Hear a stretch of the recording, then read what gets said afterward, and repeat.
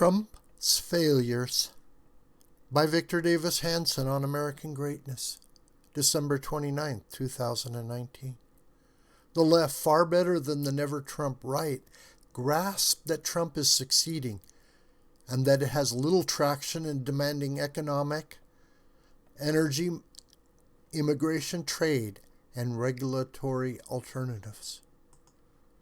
It is popular on the never-Trump right and everyone on the left to claim that President Trump has failed as we head into an election year. But his supposed failures are instructive. Take the wall.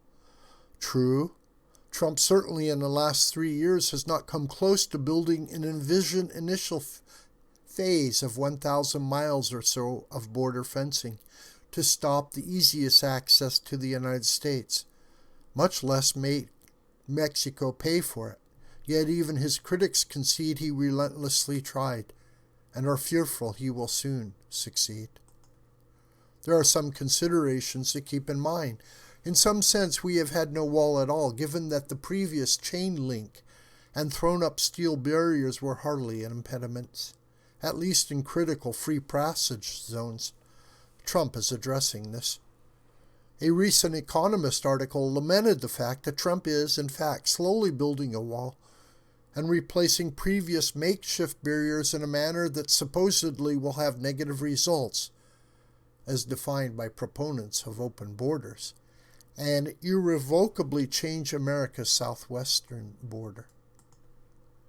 To move toward what the Economist believes in as an existential redefinition of the border, the president has gone to court to fight constant lawsuits, scraped together almost $10 billion from previous allocations, as well as siphoning and redirecting funds from various agencies, shutting down the government from December 22, 2018 through January 25, and prompted a near crisis with the Mexican government, and yet so far built only 66 miles of replacement walling and about 9 miles of new barriers. Trump's critics would argue his temperament needlessly caused such gridlock and stasis. His supporters would reply that no other leader would have fought on so many fronts to build a wall on the southern border, a program that is anathema to the entire left and most of the libertarian right.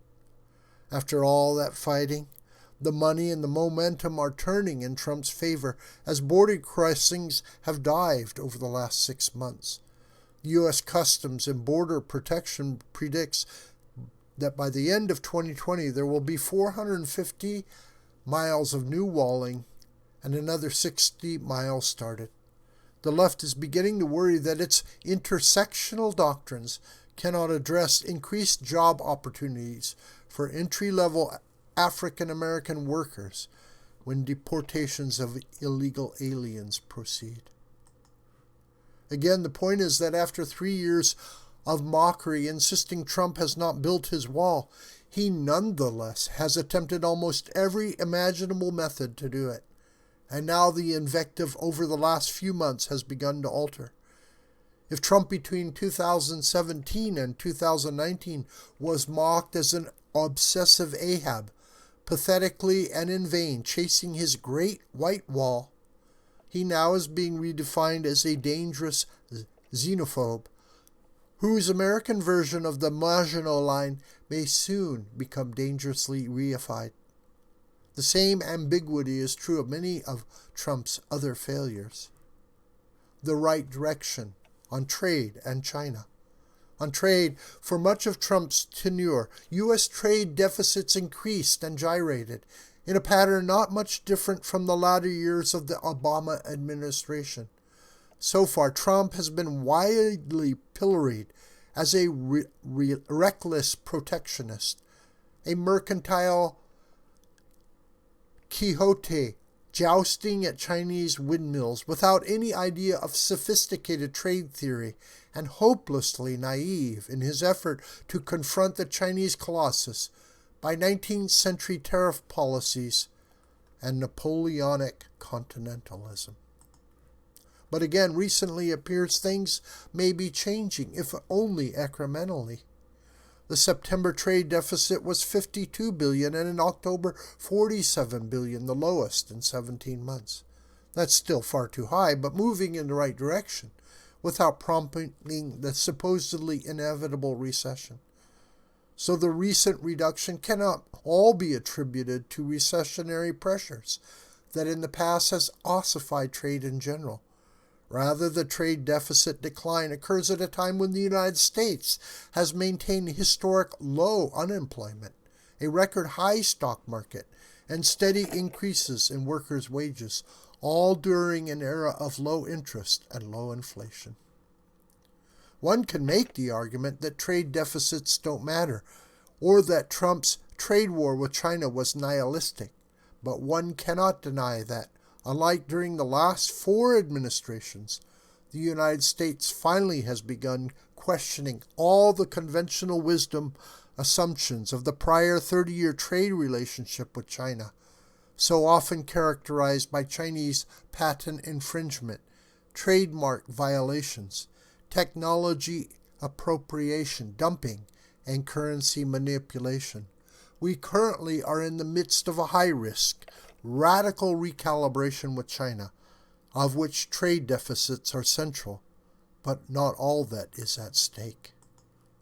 The United States is dealing with a number of Chinese-related crises in Hong Kong, the re-education camps, the Orwellian nature of the Chinese government, and the growing imperialism of the Silk Road network abroad.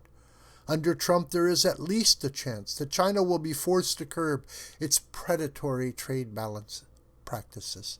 In contrast, the prior bipartisan orthodoxy that concessions would win Chinese favor, enrich its population, and soon lead to liberalization of 1.4 billion affluent consumers was unhinged, to the degree it was sincere and not just a hackneyed circumlocution for corporate outsourcing production to China.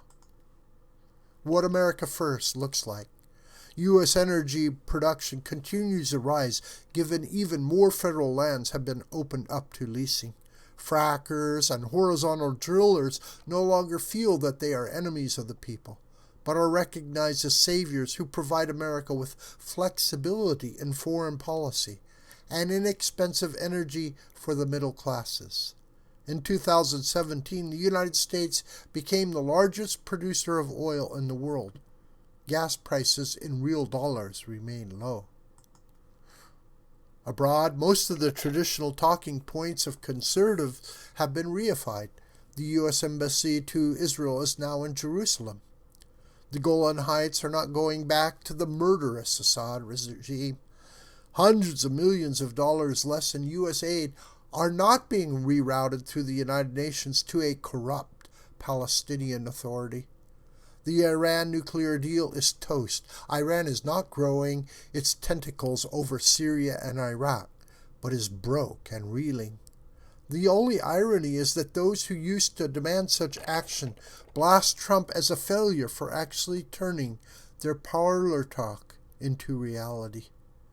Was Reagan a failure in 1983 and early 1984 as he sought to liberate the economy and break inflation, as the economy went into a tailspin? Or was he savior by election time 1984 as the economy was growing over 7% per year? For better or worse, we are now fundamentally recalibrating the United States, not just redressing the prior Obama transformation, but the policies of past Republican administrations as well. And no one quite knows where it will end, given that almost all our experts who swore in January 2017 that the economy would tank were wrong. They were wrong again with their prediction of a late summer 2019 recession. And they may well be wrong again that confronting China would ensure a global trade cataclysm. Never underestimate how greatly the hatred of Donald Trump can warp the mind of a PhD. Fear of Trump's success underneath it all. So we are watching a great experiment, as all of our past de facto assumptions about regulations, immigration, identity politics, trade, workers' wages, manufacturing, the Middle East, China, Russia, and overseas interventions are all at once under sometimes chaotic re-examination. We won't know to what degree Trump won his battles against a now hard leftist Democratic Party, the never-Trump right, the media, the academic and cultural elite, Silicon Valley, Hollywood, and the Washington deep state until he finishes his first term. In 2020, the people will decide whether such risks were worth taking.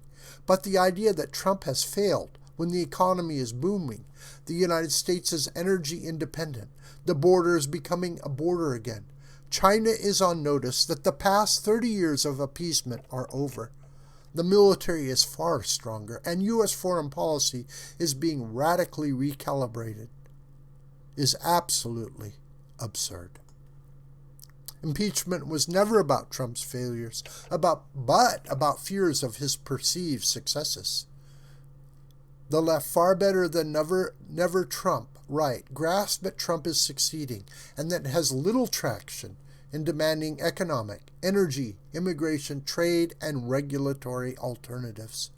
Its lunatic, multi-trillion-dollar proposals ensure that it cannot attack Trump on the deficit, where he is weakest.